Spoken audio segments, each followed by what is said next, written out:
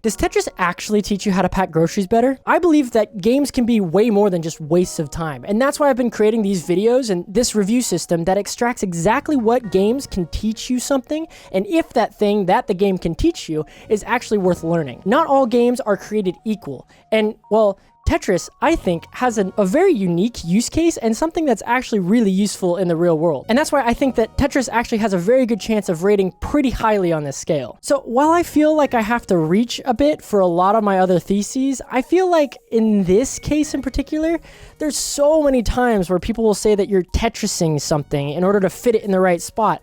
And that makes me think that there's a real serious use case for Tetris outside of just the game Tetris. I mean, groceries being one, moving, I suppose, and, well, I guess, packing your things up when you get fired from your job, I suppose that's also something. Anyway, I really wanted to answer this question, and me being a professional grocery packer for, well, 4 years of my life, I suppose, during school, I've heard this quite a lot. A lot of people will come up to me and say, wow, you're really Tetrising that grocery bag, or wow, you really figured out how to Tetris everything into my car there. And yeah, I play Tetris, but like, does that actually help? You know what I mean?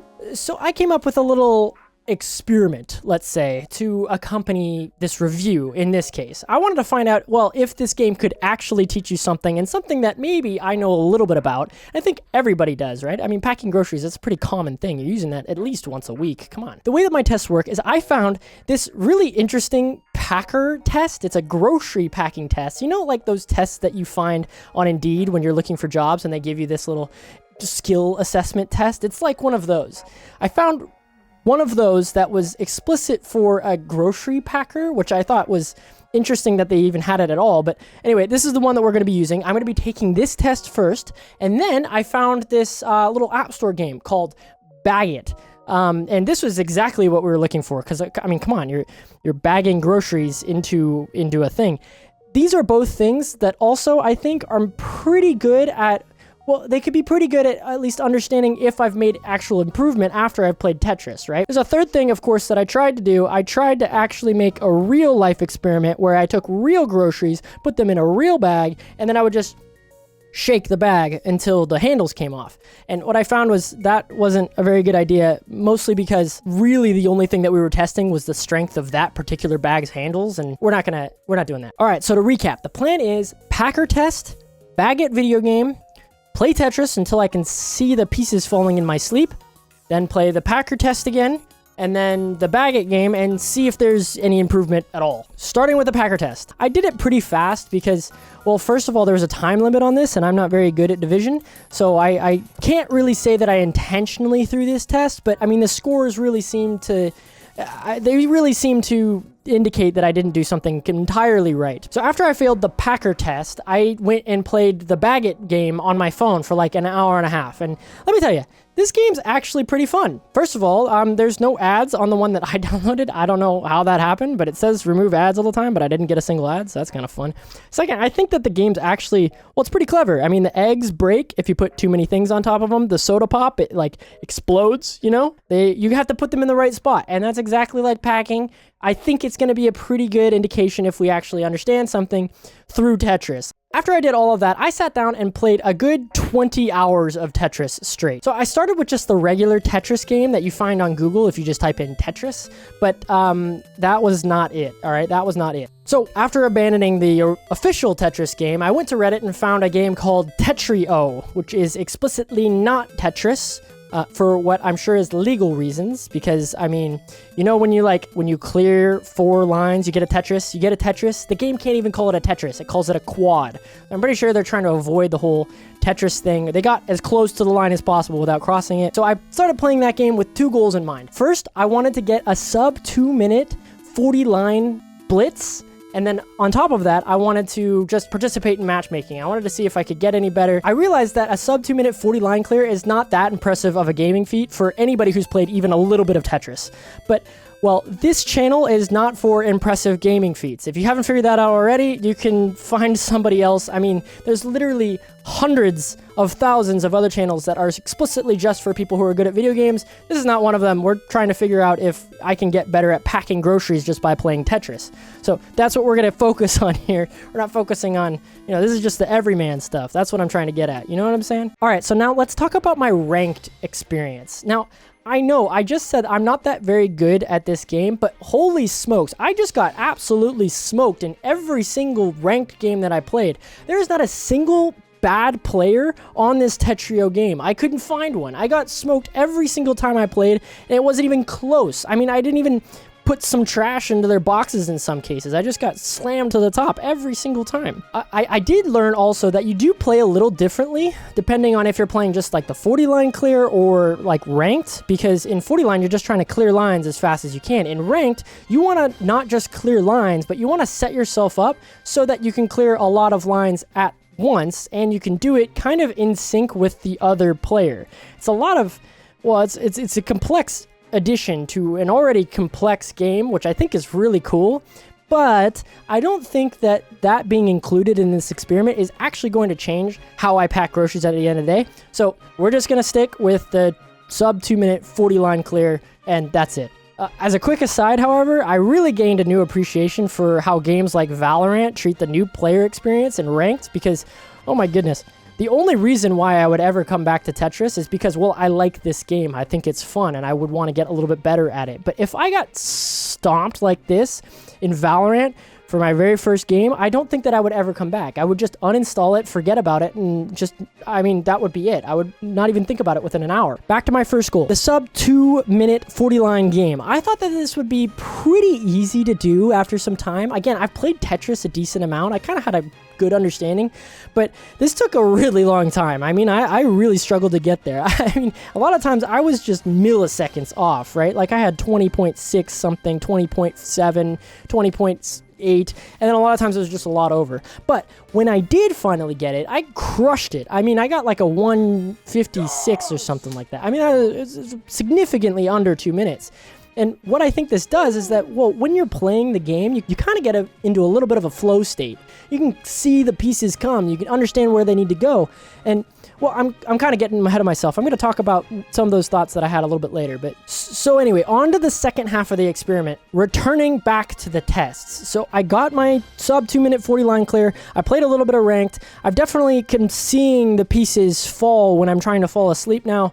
And, well, the packing test, I crushed it. I mean, I really think that, again, you could say that the first test was a little bit of a throwaway, but I don't think that it was just that. I mean, I really was paying more attention to some of these questions, and the specific areas that I got a bad score in the first time, I really got a very good score the second time, which I think was very interesting.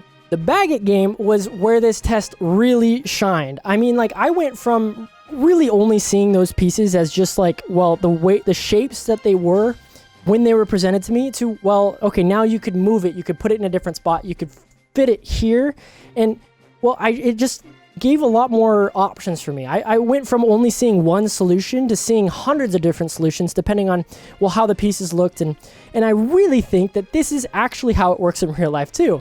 In a 3D space, when you're actually working with a bag, you have to be able to move stuff around, and if you're only looking at the piece in like one orientation, well, then 100%, you're only going to get one way to get through it. And I think that you actually will improve your packing skills if you can see all of the pieces as not just one orientation, but move them around, put them in a different spot, and be also able to see ahead to the next piece and understand, well, if I put this one here, I might not be able to put that one there. That all kind of works together. And the Baguette game really showed that. I think I improved a lot in the Baguette game, and that was pretty clear. So, as far as this experiment goes, I think this was a smashing success. 100%, you do get better at packing groceries if you play Tetris. I think that's 100%, we can say that with full certainty. But this is not the only thing that you can learn by playing Tetris, and that's the cool thing. As I said in the beginning of the video, I believe that games can be way more than just wastes of time. They can teach you so many important things about, well, history, philosophy, economics, time management,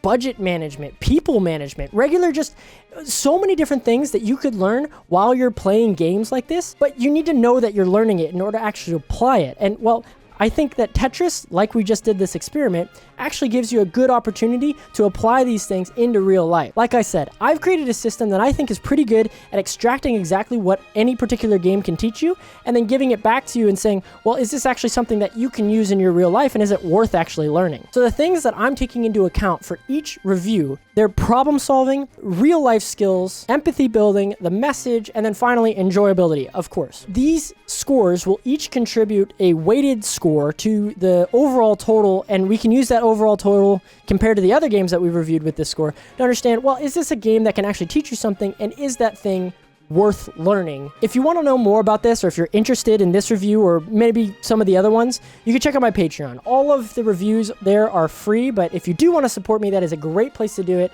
You of course can subscribe as well. Please do that. That would be just wonderful.